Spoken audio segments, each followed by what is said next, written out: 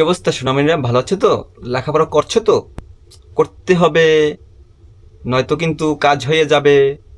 তো কেমন আছেন আপনারা সবাই? আসলে আজকে এসএসসি পরীক্ষার রেজাল্ট দিছে। তো রেজাল্টের অবস্থা আপনারা হয়তো ইতিমধ্যে জানিয়ে গেছেন। অবশ্য যার আত্মীয় স্বজন, মানে পার্শ্ব প্রতিবেশী আছে, যারা ভাই ব্রাদার, ছোট ভাই ব্রাদার, বড় ভাই বোন যারা আছে, তো তাদের অবশ্যই রেজাল্ট জানেন মনে হয়। যে কি রেজাল্ট অবশ্য আপনারা হয়তো দেখছেন। তো রেজাল্টের অবস্থা খুবই করুণ। রেজাল্টের অবস্থা আসলে একদমই ভালো না। মানে বেশিরভাগই রেজাল্ট মানে ফেল, ফেল, ফেল, ফেল। একটা দুইটা সাবজেক্ট না, ইংলিশ, তারপরে ম্যাথ, তারপরে সায়েন্স মানে বিজ্ঞান, মানে ব্যাপক পরিমাণে ফেল, ব্যাপক পরিমাণে। মানে এই তিনটে সাবজেক্টই মানে বেশিরভাগ ফেল।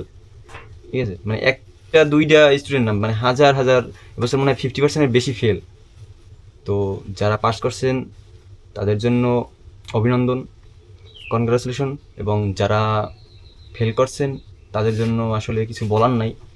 অবশ্য আপনারা হতাশ হইয়েন না, আপনারা অবশ্যই লেখাপড়া করেন ঠিকমতো। তো আবার আগামী বছরের জন্য প্রিপারেশন হন, এবং খারাপ কিছু মানে ভাববেন না, মনে খারাপ কিছু নিয়েন না। মানে কি বলে, যে অ্যাক্সিডেন্টলি মারা যায়, সুইসাইড করে, এসব আসলে কোনোই মানে সমাধান না। তো আপনারা ঠিকমতো লেখাপড়া করেন এবং সামনের বছরের জন্য প্রিপারেশন নেন। এবং আপনাদের জন্য মানে কি বলবো, সমবেদনা জানাই। তো খুবই দুঃখিত আপনাদের যারা ফেল করছেন, কিছু বলার নাই।